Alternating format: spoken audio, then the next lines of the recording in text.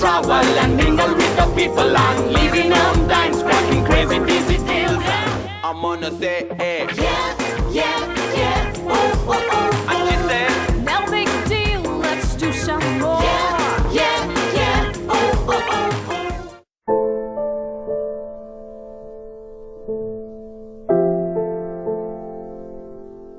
So close to home, yet mysterious. Pristine in its beauty.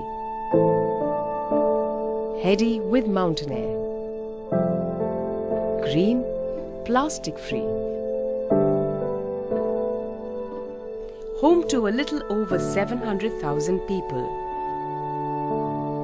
In approximately 15,000 square miles of Himalayan terrain. Where Buddhism is a way of life. Some call it heaven, others paradise. But most call it the land of the thunder dragon. Welcome to Bhutan!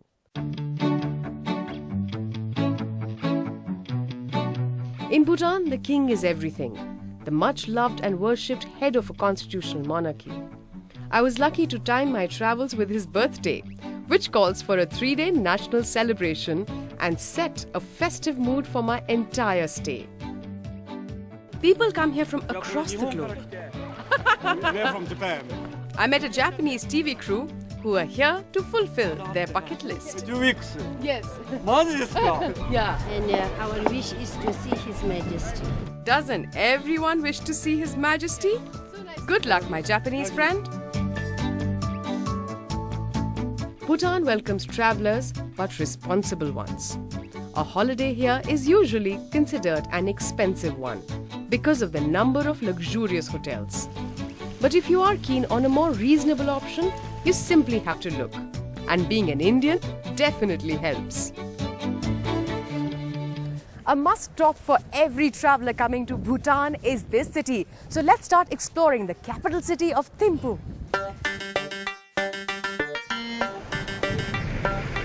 The capital city Thimphu is a great launchpad for your adventure. Traditional, forward-looking and very unique. This is the only city with traffic policemen in a country where there are no traffic lights.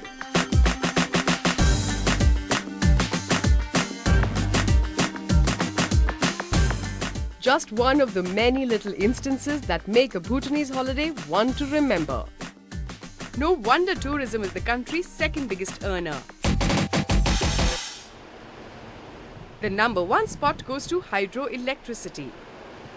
Bhutan is serious about going, or rather staying green, and preserving both its natural and cultural heritage.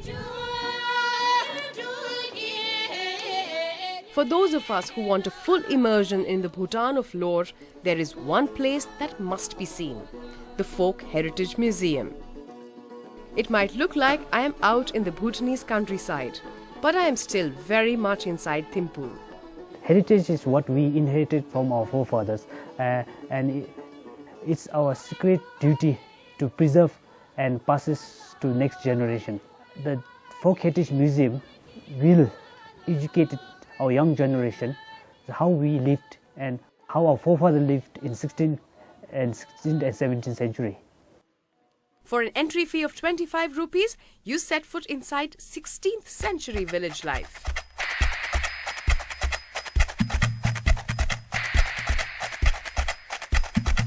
Her Majesty the Queen Ashi Dorji Wangmo Wangchuk founded this village in 2001. A pot of arak spiked with red hot chilies is on the boil.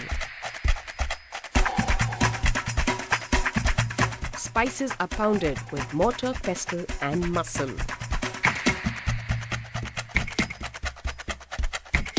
And from a corner comes the yummy aroma of rice being roasted. Earthenware pots and food fires are all part of everyday life in this living museum, as is dyeing your own yarn.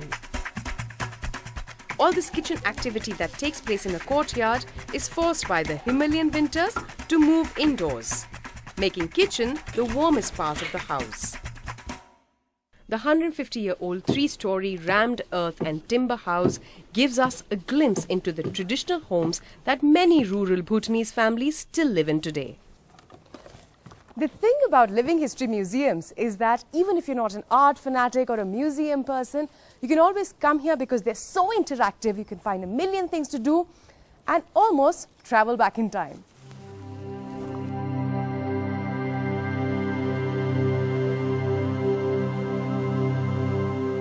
I make my way to the most sacred space of the house. All Bhutanese homes, big or small, have an altar room called Chosam. It's the spiritual core of the house. Besides being a prayer room, this serves as a guest room for visiting monks or special guests.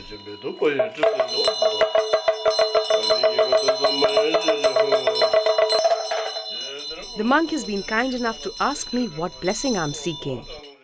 I ask one for safe travels.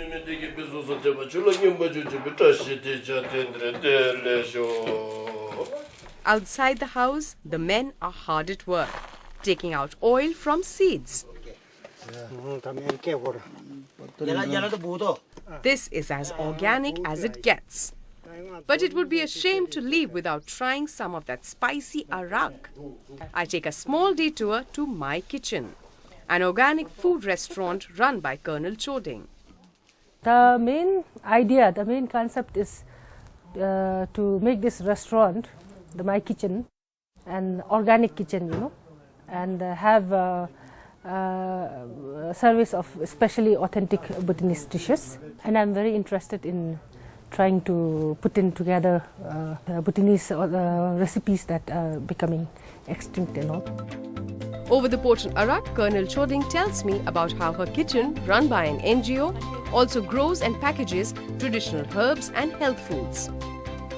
Every part of the plant, from root to stem and leaves and flowers, goes into the making of the meals served in the restaurant. My first indulgence on my first day in Thimphu is this great big feast. For 450 rupees, I treat myself to endless dumplings, buckwheat noodles and several tasty vegetables prepared the traditional Bhutanese way. Yeah, this is butter tea. But it's a very different color. Yes, it's very different color because it's a type of tea that we use, you know. Yeah. The tea is also made at home only. Yeah, we prepare our own tea. As we unwind over a cup of butter tea, my host tells me that her career as a chef is new. She is Bhutan's first female police officer. I'm sure Colonel was great at policing, but after tasting this food, I sure hope she doesn't mind staying in the kitchen a little longer. No big deal, let's do some more. Do you have the NDTV Profit app? All the markets, all the news and your own homemade, ready-made portfolio available there for you. We will right now answer what you should sell, what you should buy when markets are down. Download at ndtvprofit.com/apps. Get the best app from the channel you trust.